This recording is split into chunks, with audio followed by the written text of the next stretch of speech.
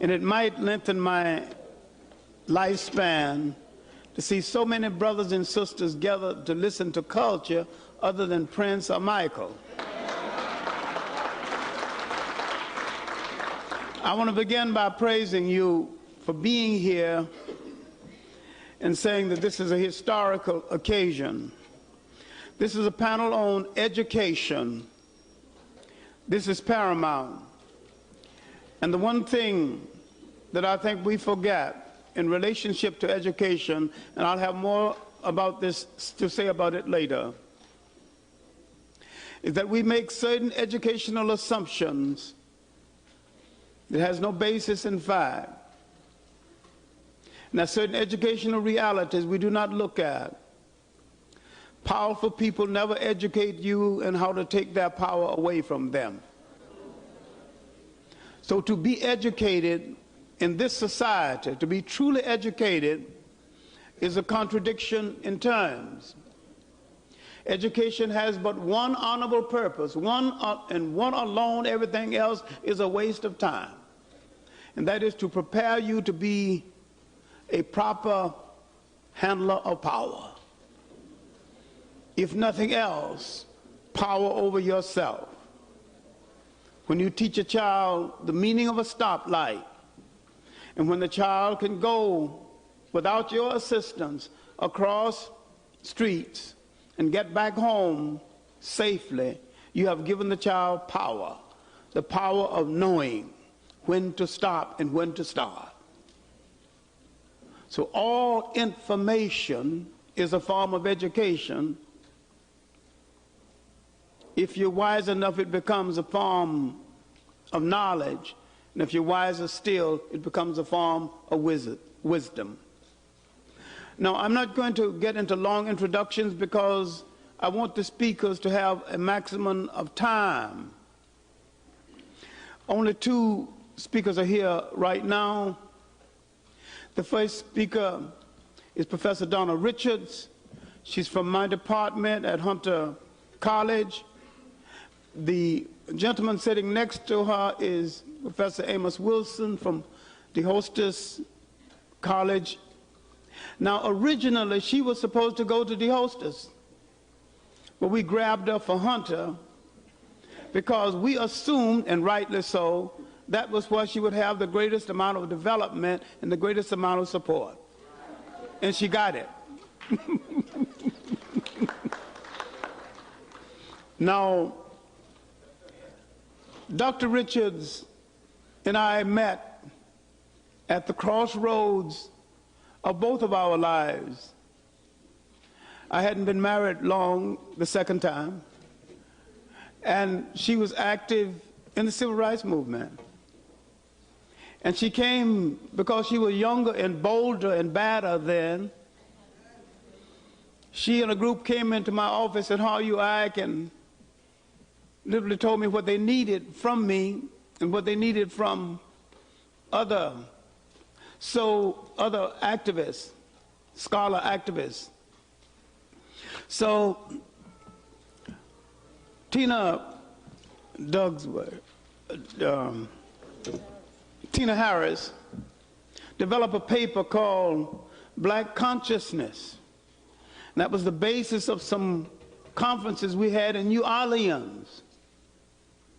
We continued that with Roots Day outside of Selma.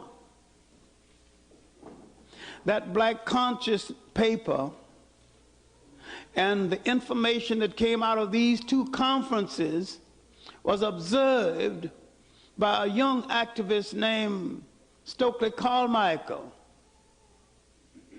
And the ideas became the basis for the Black Power concept.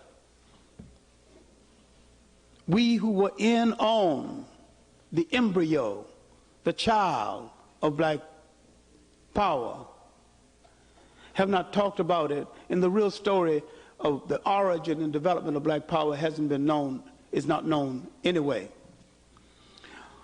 But my greatest interest in Professor Richards is her writing and her ability to explore neglected aspects of racism and racial thought.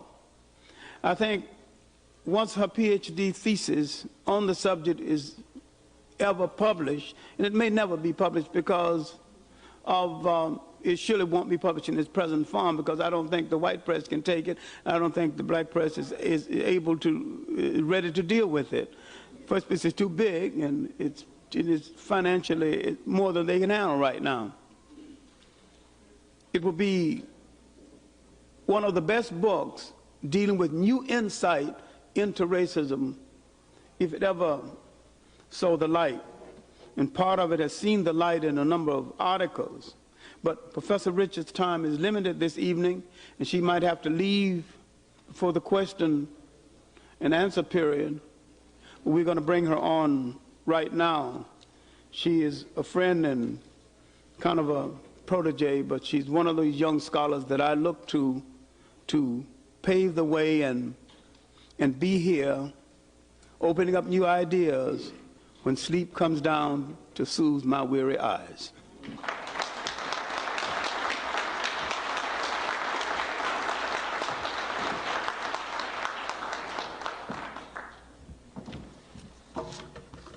Hotep.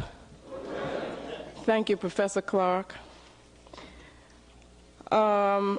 I want to talk very, very briefly about theories of learning and education in African civilization in terms of the African worldview, African culture, and African philosophy, and perhaps touch on some practical implications of those theories. Education, it has been said, and certainly this comes from the African worldview, is a process of personal transformation. And this process of personal transformation, I believe, is a very important concept that we get in Dr. Molefi Asante's Afrocentricity, where he talks about the transcendental process. In terms of Africa, education was continual, and it was integrated into other aspects of life. That is, it is a holistic process.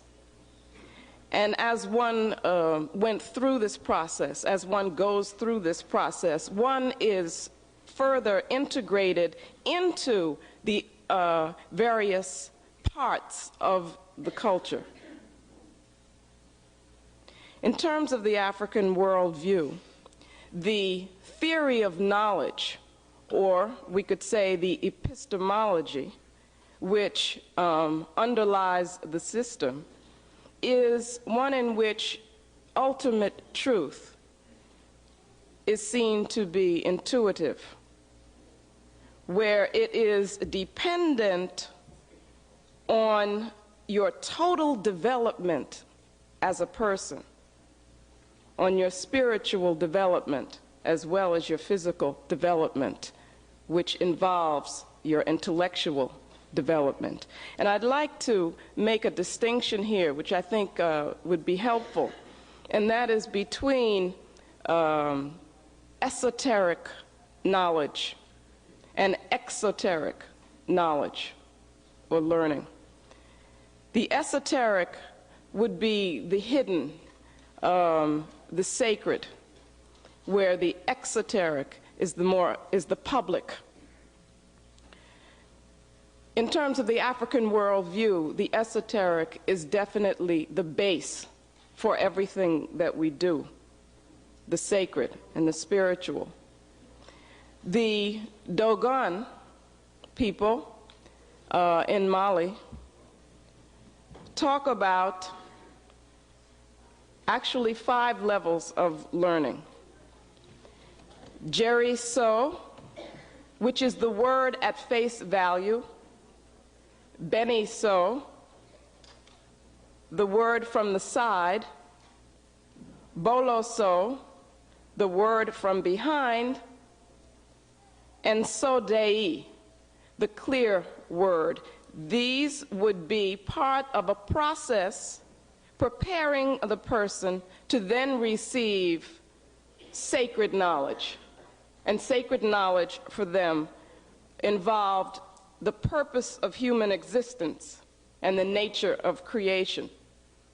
And I think that if we think about this, we can use this as a model for formulating a philosophy of education in which we see stages of gaining sight, which would be the first level, Jeriso, then perspective, Beniso, penetration, Boloso, and vision, Sodei, so that we could then gain understanding and wisdom. And this would be a process of intellectual and spiritual development. Learning in Africa always takes place in stages. And one learns something when one is ready to learn that. And I think that what we can learn from this is that immediately we can begin to put in place initiation procedures which would involve very serious learning for our young people, which would involve their intellectual growth, but at the same time, their cultural and, importantly, their political growth, and be based on spiritual development. We can put these initiation processes immediately into working. That's something that we can do. We don't need a lot of money to do that. We certainly do not need European institutions to do that. And it can be a way in which we can gain control of what our children learn. And all we have to do is to look at African civilization in order to get a model for how that can be done. Now, another very important part of this process, which is understood in African civilization, is the development and use of what we would call icons or sacred symbols, which have the ability to touch the consciousness of people at a very, very deep kind of level, so that our children will begin to recognize and identify with those icons or those sacred symbols. That's a part of learning. And part of the problem that we are having now as a people is that we have been conditioned with European icons, so that they are affecting our consciousness without us realizing that. And that's one of the things that happens as we watch videos and partake of the media, is that we see one thing on a conscious level on the screen, but there's a whole nother thing that's going on there that's affecting our consciousness, which affects our learning, which inhibits our personal transformation, or rather enables there to be a development of the kind of person they want us to be, which is what Professor Clarke was talking about before. They certainly do not want us to be the people who will be able to take power from them. So what I'm saying is that as we establish these processes of initiation as a process of education, we have got to consciously develop icons that our children can identify with and learn through. Malcolm X is an icon for us. The Ankh is an icon for us. That is, it is an image which embodies concepts and ideas and identity with a particular heritage and history. This involves a system of examination, a system of ordeals. We keep check on spiritual development as one goes through this process. This is what we see in African civilization. Another part of this should be, one of the things that Dr. Alexander talked about was Diop's critique of the monopoly of knowledge by the elders. And what Diop says is that if they just hold on to all of this knowledge, then when they become older, then it can pass with them, and it has not been passed on. But the system of apprenticeship, of tutors, of mentoring, that is, having a close relationship with a younger person who seriously is committed